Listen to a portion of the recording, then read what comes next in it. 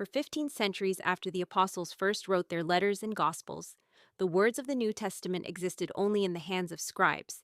No printing presses buzzed, no bound volumes sat on shelves. Instead, the text of the Christian scriptures traveled across the ancient world on parchment and papyrus. Fragile but alive, in the marketplaces of Antioch, in the monasteries of Egypt, in the churches of Asia Minor, and in the coastal cities of the Mediterranean, scribes bent over tables with ink-stained fingers, copying what they believed were the most precious words ever written. From one generation to the next, the text multiplied, not by machines, but by human memory, patience, and devotion. In the East, especially in the Greek-speaking regions of the Byzantine Empire, these copies began to form a recognizable family. Their readings aligned, their word choices became consistent, and their spelling stabilized. This Byzantine tradition did not erase earlier versions of the text, but it became the most widely used because the communities that valued it were large, stable, and careful in their copying. For centuries, these manuscripts served as the foundation of Christian worship and devotion, even though no one called them a standard or received text. They were simply the scriptures as the church had them, copied, preserved, and passed along one leaf at a time. Then history shifted. The slow, careful art of hand copying met the sudden impact of a new invention, the printing press. Suddenly, the ancient world of handwritten scrolls clashed with the modern craving for uniformity. The Renaissance inspired scholars to recover the original languages of Scripture, and Europe awakened to a new desire to read the New Testament, not only in Latin but in Greek, the language in which it was originally written. Into this movement stepped a brilliant, restless scholar, Desiderius Erasmus of Rotterdam. Erasmus gathered what Greek manuscripts he could find, a small and uneven collection, none of them ancient, all influenced by the Byzantine tradition. With these few sources at hand, he prepared the first printed Greek New Testament in 1516. The project was rushed, and errors and imperfections slipped in, many of which Erasmus later corrected. Despite its flaws, his work marked a new era. For the first time in Christian history, the New Testament appeared in Greek not as a fragile manuscript, but as a printed book that could be reproduced accurately. Printers across Europe embraced this text.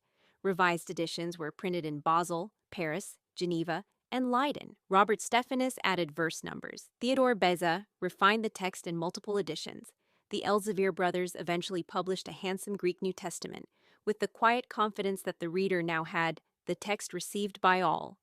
Those few Latin words, Textus Receptus, were not intended as a title, but history adopted them, and soon the entire printing tradition became known by that phrase, the received text. It is important to understand how the TR developed, not by uncovering the earliest manuscripts, but by creating a consistent printed version from the manuscript tradition available in the 16th century. Erasmus did not have access to papyri buried in Egyptian sand or 4th century codices hidden in monastic libraries. The TR emerged from late medieval Greek manuscripts, primarily Byzantine, combined with Erasmus's editorial choice, Stephanus's selections, Beza's preferences, and the refinements of later printers. Despite being rooted in the manuscripts of its time, this text would influence the world in ways its editors could hardly have foreseen. When Martin Luther translated the New Testament into German, he used Erasmus's text. When William Tyndale translated it into English, he did the same. The Geneva Bible, treasured by English-speaking believers for generations, was based on the TR tradition.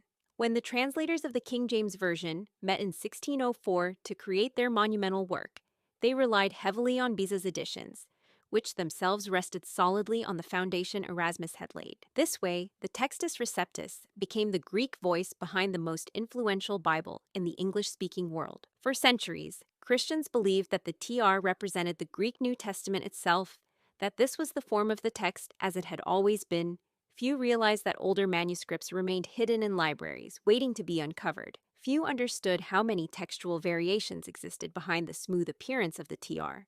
For the Church of the Reformation and subsequent generations, this text served as the foundation for preaching, teaching, devotion, and translation.